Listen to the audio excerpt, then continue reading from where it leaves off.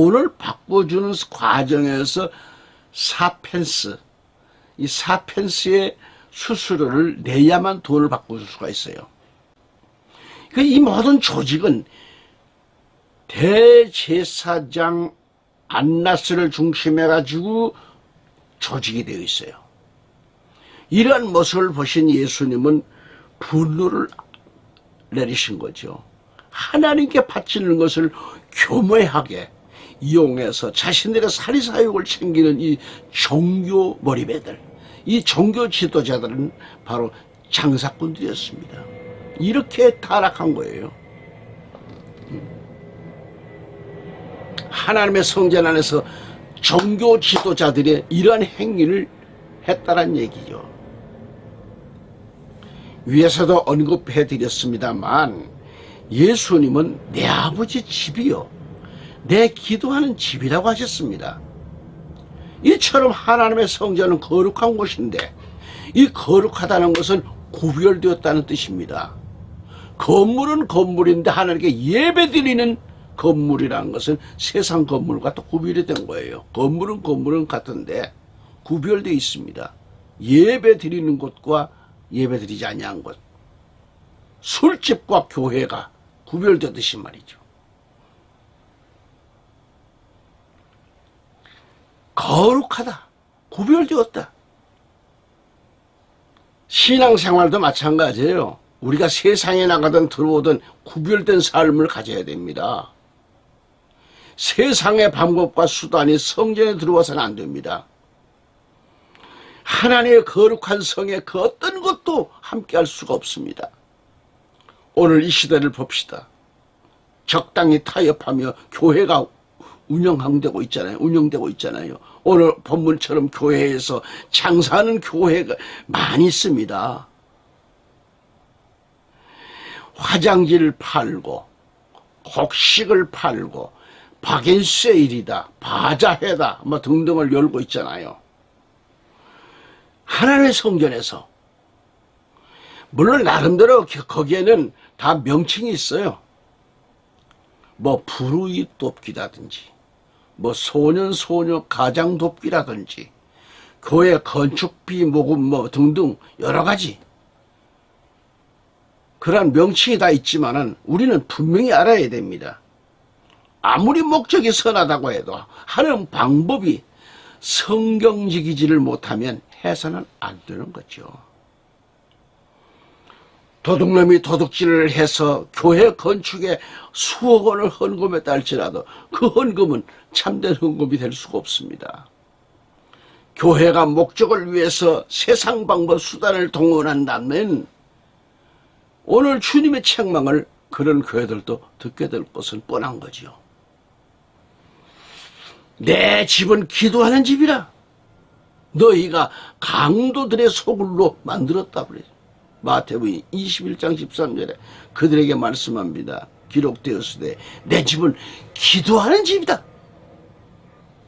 그런데 너희가 강도들의 소굴로 만들었다라고 얘기해요. 어미 꾸짖잖아요. 청자 여러분, 혹 여러분이 거주하고 있는 지역 교회가 그러한 행위를 한다면 가까이 하지 않는 것이 좋을 듯합니다. 분명코 내 아버지의 집은 거룩한 성전이요 내 집은 기도하는 집이라고 하셨는데 교회는 정말 거룩해야 되는 거 아니겠어요?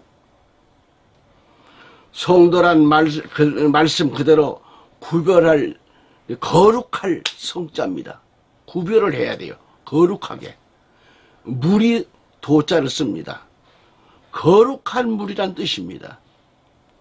거룩한 무리가 모인 곳이 성전이고 곧 교회죠. 거룩한 무리가 모인 집단이 아니라고 하면 이것은 바로 강도의 소굴이란 말이죠. 이것은 성전의 가치가 없습니다. 교회가 아닙니다.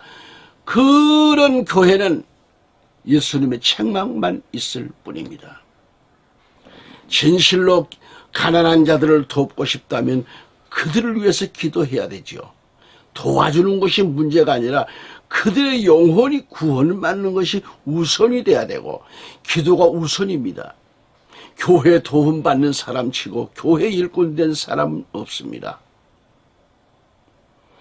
구제하지 말라는 말이 아니죠. 교회는 구제를 마땅히 해야 되겠죠. 그러나 교회가 장사를 해서 구제하는 행위는 안 된다는 거죠.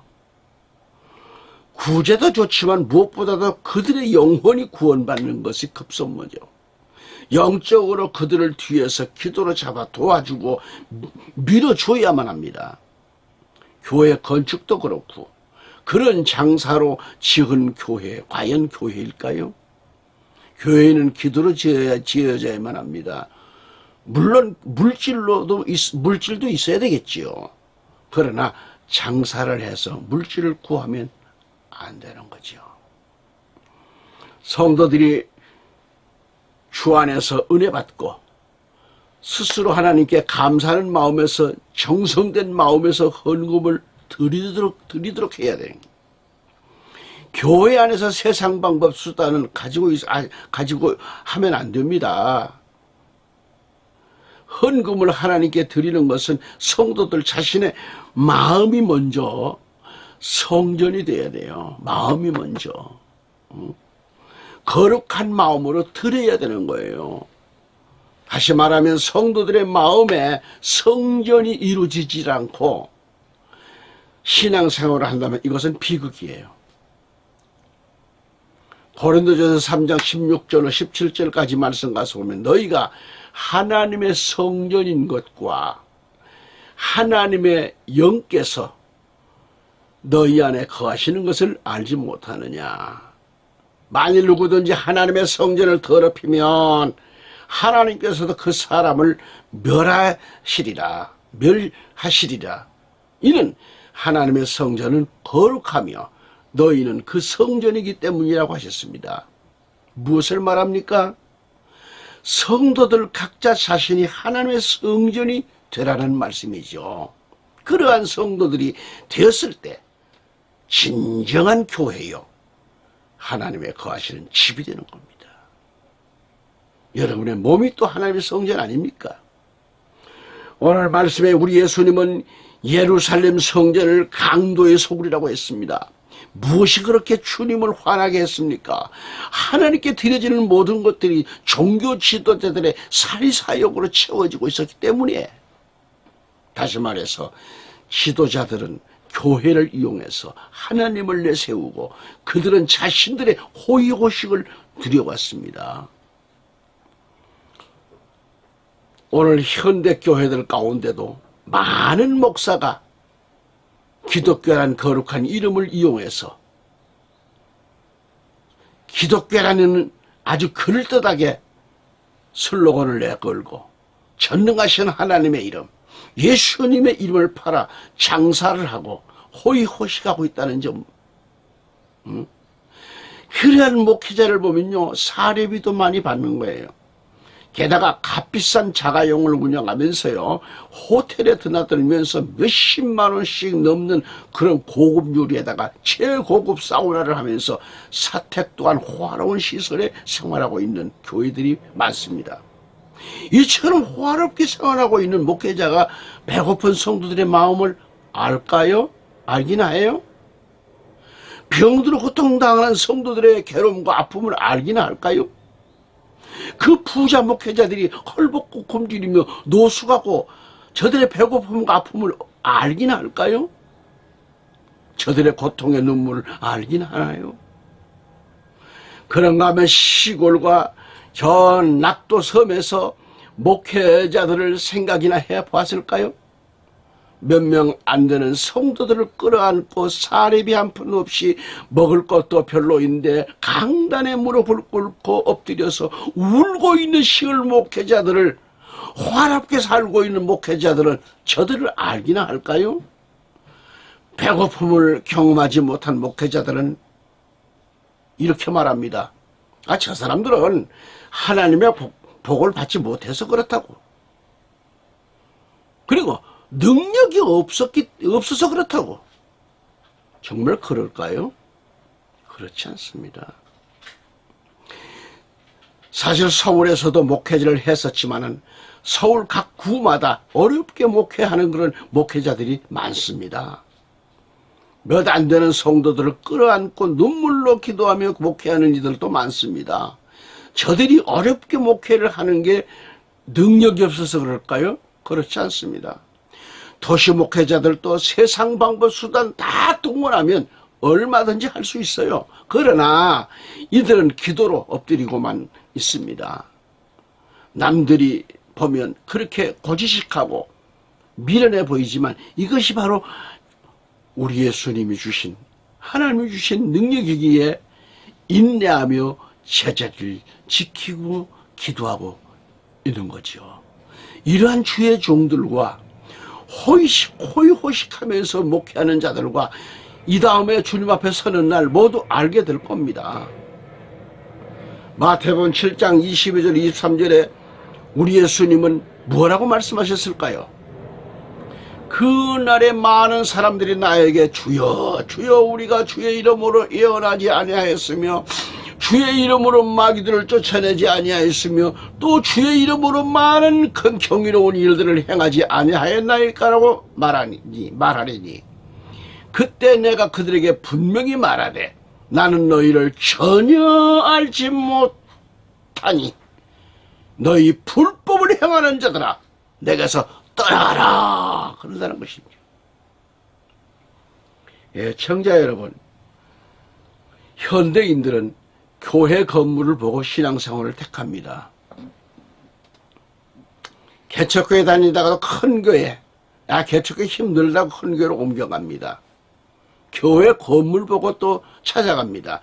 그런 이들도 있지만은 성경은 분명히 하나님은 손으로 지은 전에 계시지 아니한다고 했습니다. 손으로 지은 교회. 무슨 뚱땅지 같은 얘기냐고요? 아니요. 내 말이 아니고 하나님 말씀에 기록되어 있습니다. 사도행전 17장 24절 가보시면 세상과 그 안에 있는 만물을 지으신 하나님은 하늘과 땅의 주이시니 그분은 사람의 손으로 만든 성전들에는 계시지 아니하신다고 했습니다. 마음의 성전이 이루어진 성도들이 모인 그곳이 우리 예수님은 함께 하시는 거예요. 그러므로 아무리 건물이 좋고 화려할지라도 성전이 이루어지지 않는 자들이 모인 곳이라고 하면 예수님이 함께 하시지 않으신다는 말씀이죠. 한두 명이 모일지라도 세 명이 모일지라도 마음의 성전이 이루어진 자들의 모임이라면 그곳이 바로 교회요. 그것이 바로 예수님이 함께 하시는 곳이요. 이게 바로 성전, 히에론입니다. 성전은 이제 필요 없습니다. 건물만으로 성전은 이제 필요 될 수가 없습니다. 나오스 성전을 주님은 원하고 계시는겁니다. 히에론. 에베소서 2장 21절 22절에 그분 안에서 건물 전체가 함께 맞추어져 주 안에서 거룩한 성전으로 자라가며 또한 그분 안에서 너희도 성령을 통하여 하나님의 거처로 함께 지어져 가고 있는 것이니라 그랬습니다. 아멘. 우리 구주 예수 그리스도 안에서 성도들의 마음이 나오스 성전이 이루어진 자들이 모인 곳이 바로 성전이라 교회라고 했습니다. 그들이 모여서 세운 건물이면 더욱 아름다운 교회가 될 것입니다. 그러나 그 역시 건물이 교회가 아니라 그 건물이 교회라는 것은 그 건물 속에 마음이 성전이 된 자들이 있기 때문에 교회라는 거죠. 우리가 살고 있는 도시들마다 교회가 참으로 많습니다. 하지만 다는 교회가 아닙니다. 모두 다 하나님의 성전은 아닌 것을 알아야 돼요. 믿는 자들도 많습니다. 하지만 모두 다 믿는 자인가? 그렇지 않습니다. 오늘 현대교회는 목사들도 많잖아요. 하지만 다는 아니죠. 저 예루살렘 종교 지도자들에게 예수님은 뭐라고 했는가? 뱀들아, 독사의 새끼들아, 너희가 어떻게 지옥의 판결을 피하겠느냐고 마태복음 23장 33절은 말씀합니다. 이 시대의 많은 사역자들이 동일하게 사리사욕이나 챙기고 사역을 나를 위해서 이용하고 있다면 동일한 심판을 받을 것입니다. 이 시대에 얼마나 많은 월급쟁이 사역자들이 있습니까? 목회자가 아닌 하나의 직장인이 되어버린 목회자들이 많습니다. 하나의 사업이 되어버렸어요, 교회가. 그 교회는 자기의 월급 받는 사업장으로 변해버렸다는 얘기죠. 요한복음 10장 12절에 삭구는 목자가 아니요 양들도 자기 양들이 아니므로 이리가 오는 것을 보면 양들을 버려두고 도망치느니라. 그리하여 이리가 양들을 채가고 흩어지게 하느니라고 말씀합니다. 목동들이 삭슬 받고 일했는데 이들은 양들에게 별 관심이 없었습니다. 그들은 삭새만 관심이 있었던 거죠. 월급에만 관심이 있어요. 그렇기 때문에 진정한 목자가 아니라는 겁니다. 선지학교를 졸업한 그런 많은 선지생들이 어디가 다 월급을 많이 주는가. 그래서 평가를 합니다. 이것은 이미 사역자의 자격을 잃어버린 자들입니다. 어느 교회가 월급을 더 많이 줄까? 손가락을 재봅니다. 계산을 해봅니다. 판단을 합니다. 바로 사꾼들의 모습이 아니잖아요. 진정한 사역자는 삭새에 관심이 있는 것이 아니라 하나님의 양들에게 관심이 있어야 합니다. 어떻게 하면 저 양들을 그리스도인으로 만들까? 양들을 위해 희생하고 양들을 잘 지켜주어야 합니다. 아멘. 주의 종들은 친정코 성도들의 마음에 하나님의 성전을 만들어주기 위해서 최선을 다해야 할 것입니다. 그러할 때 진정한 하나님의 교회가 이 땅에 자리하게 될 것입니다. 저는 속히 교회가 개혁되어야만 한다고 봅니다. 너무나도 세상 것들이 교회 안에 많이 지금 차지하고 있어요. 성경 말씀보다는 세상의 방법과 수단이 교회를 잡고 있는 한 교회는 새로워질 수 없을 것입니다. 여러분, 내 아버지 집은 기도하는 집이라고 우리 예수님은 말씀하셨습니다. 교회의 모든 일은 기도로 시작해서 기도로 마쳐야 합니다. 기도한다는 것은 뭔가? 내 뜻대로 아닌 사람의 방법이 아닌 세상 방법이 아닌 하나님의 방법을 알기 위해서 기도드리는 겁니다. 목회자들의 사고방식도 개혁되어져야만 돼요. 양적인 부흥보다는 질적인 부흥으로 성도들을 양육해야 된다는 얘기죠. 목회자들이 성경을 연구하고 성경만을 전하는 설교를 해야 합니다. 오늘 우리 한국교회를 보더라도 성경의 말씀을 떠난 설교가 얼마나 많은지 몰라요. 예, 청자 여러분, 분명히 말해서 강단에서 목회자의 교훈적인 설교로는 안 됩니다. 도덕적인 설교로는 성도들의 심령에 하나님의 성전을 만들어갈 수 없습니다. 거듭 말해서 교훈적인 설교나 도덕적인 설교로는 성도들의 마음에 성전을 만들지를 못합니다. 목회자가 오직 성령에 충만해서 기도로 말씀으로 양들을 양육하고 도와주어야 하는 거죠. 구원받은 성도들을 양육하는 것이 너무도 중요합니다. 오늘 우리 한국교회는 평신도들도 개혁되어야 합니다. 복만 추구하는 신앙에서 머물러 있지 말고 이제 시대가 어느 때인지 살펴볼 줄 아는 그런 성도들이, 성숙된 성도들이 되어야만 하는 것이죠. 시대의 마지막 때 우리가 지금 신앙생활을 하고 있습니다. 성경은 마지막 때 어떻게 해야 할 것에 대해서 말씀하고 있잖아요.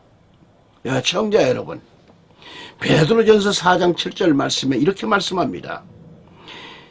만물의 마지막에 가까웠으니 그러므로 너희는 정신을 차리고 깨어 기도하라. 아멘. 여기서 말씀을 보았듯이 너희는 정신을 차리고 그랬어요. 반복하자면 정말 너희는 정신을 차리고 살아야 한다는 얘기요. 둘째는 깨어 있을 것을 강조합니다. 셋째는 기도하라는 겁니다. 오늘 우리 성도들의 기도 생활이 소홀해지면 안 됩니다. 육체적으로 아무리 피곤할지라도 기도를 중단하면 안 됩니다. 기도 생활의 중단은 호흡이 끊어진 물고기나 다름없습니다. 기도는 빠를수록 더 해야 합니다. 바쁠수록 더 해야 돼요. 바쁠수록. 이 방송을 애청하고 있는 구독자 여러분, 우리는 말씀으로 무장하고 말씀 안에서 서로 바로 서야 됩니다. 바로 서야 돼요. 오직 예수 신앙으로 심령 안에 성전이 만들어지기 위해 부지런해야 합니다. 심령이 뜨거워야 합니다. 불붙는 열정이 필요합니다. 할렐루야. 예루살렘 성전의 타락한 모습을 보시고 우리 예수님은 지금도 우리들의 마음의 성전이 타락하고 있다면 예수님은 우리를 바라보고 계실 것입니다. 교회가 타락하고 있다면, 오늘 우리가 타락하고 있다면 우리 예수님은 의분을 감추지 못하고 채찍을 드실 것입니다. 타락한 교회, 타락한 성도의 마음에 주님은 함께 거하실 수가 없습니다. 그래서 우리의 심령은 날마다 새로워져야만 하는 거죠. 날마다 새로워져야만 합니다. 깨끗한 호수는 매일 새로운 물이 들어오고 또 나가기 때문에 깨끗한 호수가 될 수 있듯이 오늘 우리들의 심령도 매일 말씀으로 깨끗게 하고 기도로 깨끗게 하고 성령으로 충만케 되어 할 때 새로운 신앙생활로 복 있는 삶을 우리 예수님께로부터 보장받게 될 것입니다. 디모데전서 4장 5절에 하나님의 말씀과 기도로 거룩하여 짐이라고 말씀하셨고, 에베소서 4장 21, 24절까지 보면 너희는 유혹의 욕심을 따라 썩어져가는 구습을 쫓는 옛사람을 벗어버리고 오직 심령으로 새롭게 되어 하나님을 따라 의와 진리의 거룩함으로 지으심을 받은 새 사람을 입으라, 그렇게 말씀합니다. 우리의 심령이 새로워질 때 교회도 가정도 일터에서도 새로워지게 됩니다. 반대로 우리의 심령이 더럽고 약해지면 교회도 가정도 일터에도 악해지고 더러워진다는 사실을 깨달아야 할 것입니다. 저 종교 지도자들의 심령이 회칠한 심령들이 되고 외식한 자들이 될 때 저 아름다운 예루살렘 성전은 더럽고 추한 강도의 소굴로 변해버렸습니다. 이미 그 전에서 하나님은 떠난 지 오래되었지만 종교 지도자들은 자기들만이 가장 하나님을 잘 섬기고 있다는 그런 착각 속에 빠져 있는 거죠. 이 시간 우리의 심령이 새로워지지 아니하면 우리도 저들처럼 조금도 다를 바가 없는 존재가 될 것입니다. 애청자 여러분, 매일매일 성령님을 의지하고 모시어 드리시면서 성령 충만 받는데 게으르지 않게 해주시기를 축원합니다. 에베소서 5장 16절 18절 말씀을 보고 마치겠습니다. 시간을 사서 얻으라. 이는 그날들이 악하기 때문이니라. 의로 인하여 너희는 어리석게 되지 말고 주의 뜻이 무엇인지 이해하라. 술 취하지 말라. 그것은 방탕한 것이니 오직 성령으로 충만하라. 아멘. 마라나타. 오늘도 주 안에서 승리하시길 바랍니다. 하나님 감사합니다. 오늘 말씀을 붙잡고 깨끗이 정화되는 삶을 살게 하며 오늘도 내일도 하나님께 인정받는 복 있는 자들 되게 하여 주옵소서. 예수 그리스도 이름으로 감사하고 기도드렸습니다. 아멘.